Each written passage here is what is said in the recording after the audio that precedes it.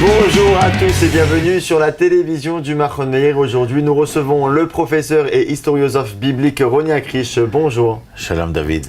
Alors, homme de lettres que vous êtes, vous avez fait paraître un nouvel ouvrage, L'identité morale de l'être hébreu, aux éditions P.O. Box 215, il me semble, et on va parler, si vous voulez bien, de ce livre avec vous, son auteur. Vos trois ouvrages, Roni, ont un point commun.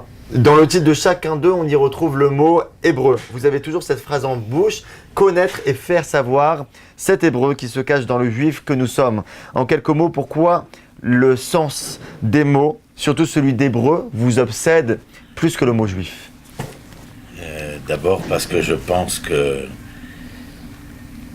de donner une définition, un sens aux termes que nous employons est essentiel dans tous les mots que nous employons.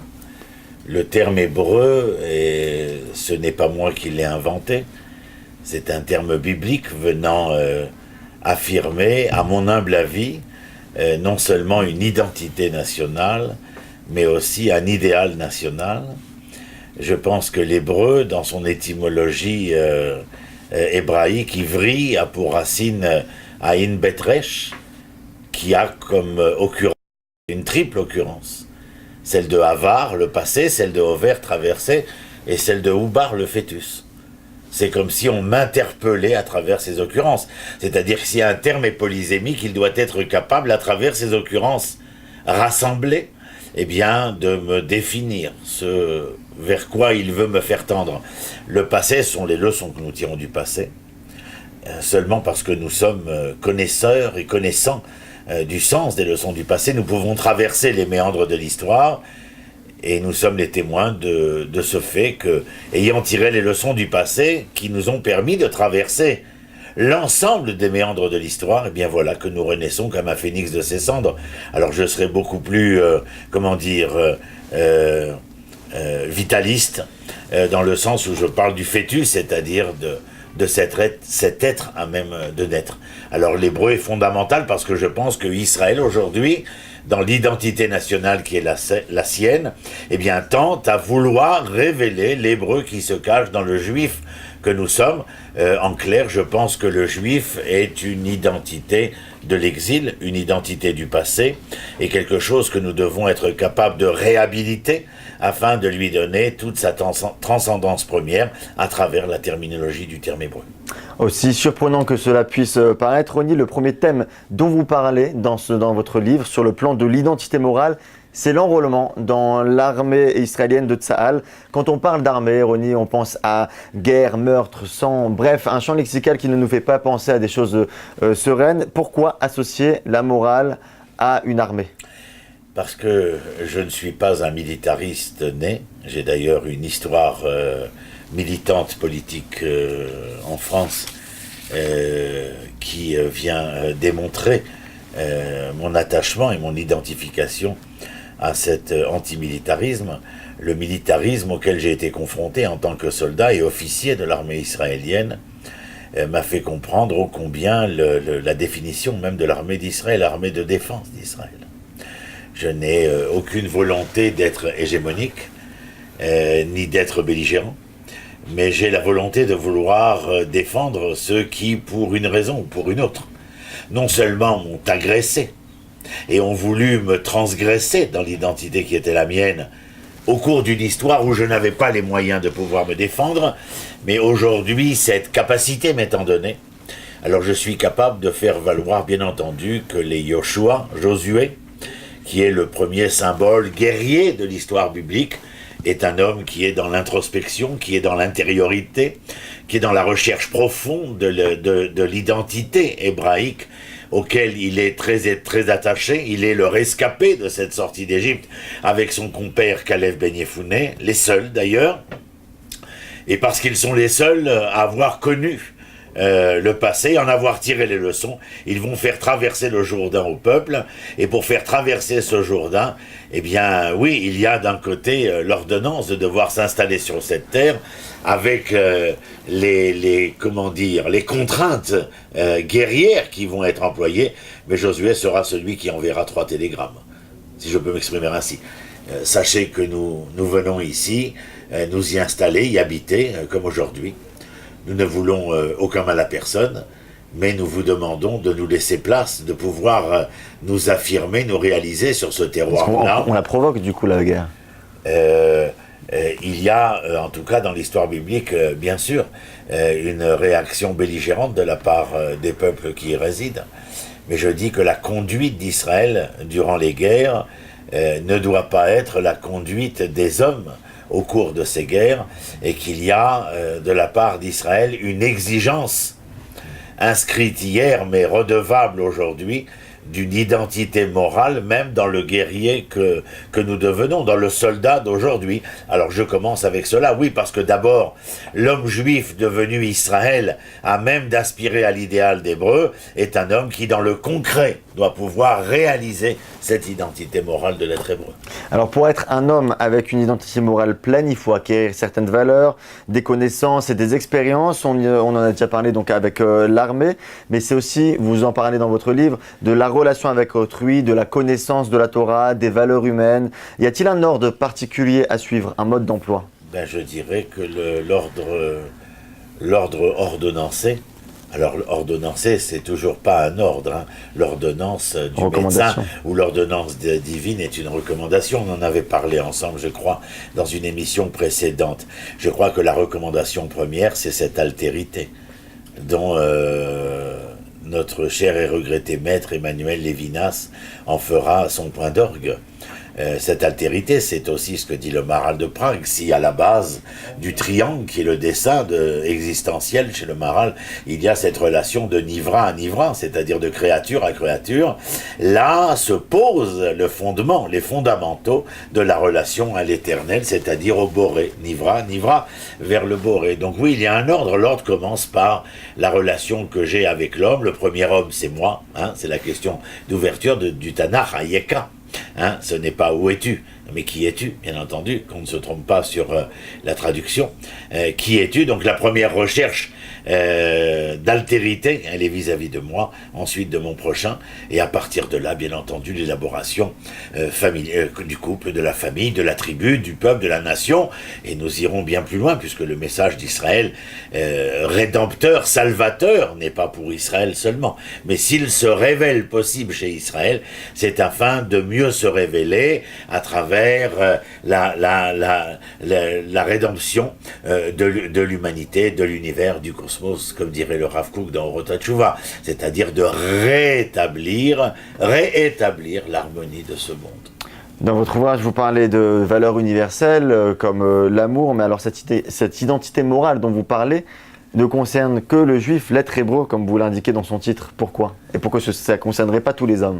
Ça concerne tous les hommes. Le seul problème auquel nous avons été confrontés après l'échec de Adam et Ève, de Caïn et d'Abel, de la génération de Noach, de la tour de Babel, c'est que nous sommes véritablement dans une situation d'un no man's land, de la pensée, de l'esprit, de la possibilité de pouvoir envisager une idée probante quant au devenir de l'humanité, et que Abraham lève le doigt et dit: je suis prêt à relever le défi, c'est-à-dire à être le témoin qu'il est possible de faire en sorte que l'ensemble des parcelles de ce vase brisé puisse être reconstitué afin de redonner au contenant toute sa probance et pouvoir y déverser les contenus auxquels nous aspirons. Donc Israël, comme dit Isaïe dans le texte Yeshayahu, Atem Adai, vous êtes mes témoins. Oui, nous sommes les témoins qu'il est possible, non pas au niveau individuel. Et là-dessus, il faut préciser la chose.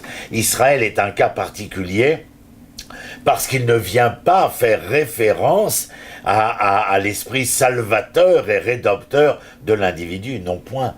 S'il a un rôle à jouer, Israël, c'est de pouvoir se rédempter nationalement, populairement. Alors bien sûr que c'est composé par des individus, mais la réalisation doit se faire au travers un peuple et une nation, prouvant ainsi au peuple et aux nations de l'humanité qu'en tant que collectif humain, il est possible d'avoir un ordre, une réglementation, tout simplement une identité morale. Que disent les prophètes? Faire entendre et comprendre, après que cela a été entendu et compris chez nous, que oui, le mouton et le loup peuvent être ensemble, et que les épées peuvent devenir des socs de charrue, pour prendre deux exemples. Mais c'est de cela dont il est question. Le témoignage d'Israël dans la dimension collective, nationale et populaire, vis-à-vis des nations, des peuples, que ce concert, cette symphonie est jouable. Vous mettez l'accent, Roni Hakrich, beaucoup sur le collectif dans cet ouvrage et d'ailleurs dans tous vos enseignements. Vous bannissez le mot religion qui est synonyme, selon vous, d'individualisme. Où se situe-t-on dans un ensemble d'individus? Est-ce que chaque individu doit-il avoir un potentiel? A-t-il la capacité d'être un leader potentiel? D'abord, je bannis le mot religion. Si chez Cicéron, de l'école stoïcienne romaine, au début du siècle du calendrier vulgaire, religio, qui serait la croyance en un créateur unique, ce à quoi j'adhère bien entendu. Mais la deuxième partie, l'explication que cet être créateur à qui je devrais vouer un culte.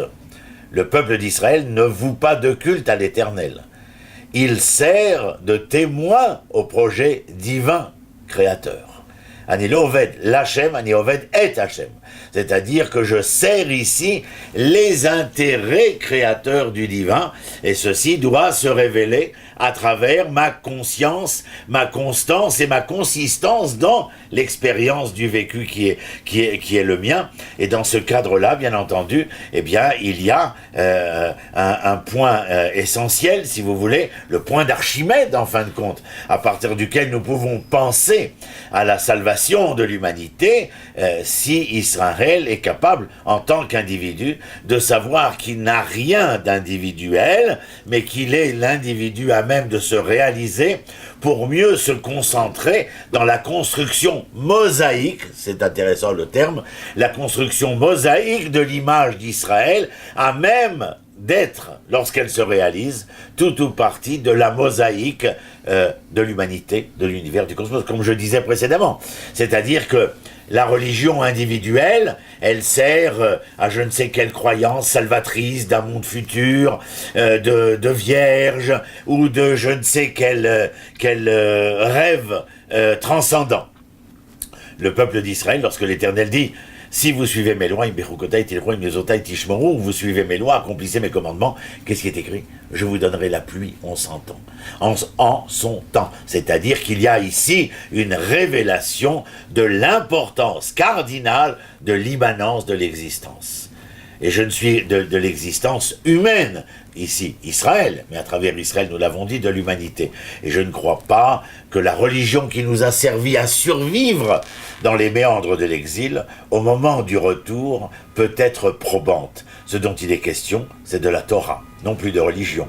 Mais la Torah est liée à la vie, Torah Traim, la vie, bien entendu, aussi plurielle que nous l'entendons, et la religion est restée celle qui a toujours fait entendre, pour permettre à l'homme de traverser les difficultés de son existence, qu'il faudrait séparer le ciel et la terre. Et en fin de compte, c'est ce que nous avons fait. Ni agriculture, ni guerre, ni, la construction, la réalisation d'une société Israël. Nous avons voulu, comme dit Rachid d'ailleurs dans son commentaire sur le paragraphe du Shema dans Dvarim, continuer à mettre les mezuzot et à faire des tzitzit afin de vous souvenir pour lorsque vous y reviendrez. C'est-à-dire c'est un état de conservation où l'état conservateur est à même au jour dit. Il cite le verset de Yirmiyahu, Atzivu lachem tzionim, mettez devant vous des repères, et nous savons que le repère Tzion, c'est aussi Jérusalem et Eretz Israël. C'est donc que la densité de la mitzvah, de l'ordonnance divine, doit se réaliser en Eretz Israël, mais je n'invente rien ici, bien entendu, je ne fais que répéter ce que nos sages disent, mais que, bien entendu, la densité de la mitzvah que nous devons réaliser en Eretz Israël et qui nous servait d'éléments conservateurs de eux quelque chose, en dehors d'Eretz Israël, n'était que l'infime partie de ce que représente la Torah dans son ensemble. Le Shulchan Aruch est venu appuyer, légiférer sur la constance et la consistance de l'être en dehors d'Eretz Israël. Mais le Shulchan Aruch, qui considérera la Torah dans son ensemble, au moment du retour tel que nous le vivons, va exiger la réunion d'un véritable Sanhédrin, c'est-à-dire la conscience honnête, juste et droite de l'ensemble d'un monde rabbinique qui devra comprendre que ce n'est qu'ensemble que nous allons pouvoir élaborer, ou si vous préférez, dresser la table de ce peuple d'Israël, redevenu le témoin de l'Éternel dans l'histoire de l'humanité.